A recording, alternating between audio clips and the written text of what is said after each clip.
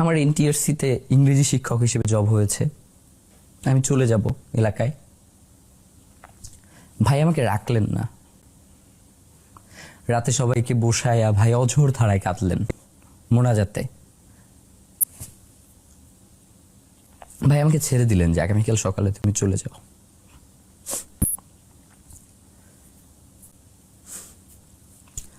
ফজরের সময় নামাজ পড়তে উঠছি, ভাই আমার হাতটা ধরে বলতেছে, জাবের তুমি গেলে আমি খুবই একা হয়ে যাব।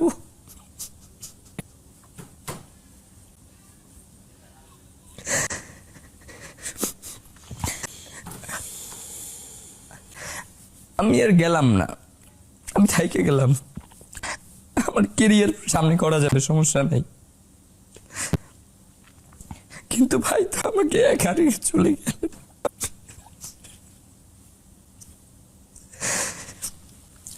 ওই রিক্সাটায় সবসময় আমি বসি। আমার বিয়ের জন্য আমি আমার বোনকে নিয়ে তার আগের দিন ক্যাম্পেইন করে শেষ করে এরপরে দৌড়িয়ে গিয়ে লঞ্চে উঠছি। মানে আমার কাছে মাঝে মধ্যে এমনও মনে হয় যে ওই রিক্সাটা যদি আমি থাকতাম তাহলে হয়তো ভাগ্যে গুলি করতে পারতো না।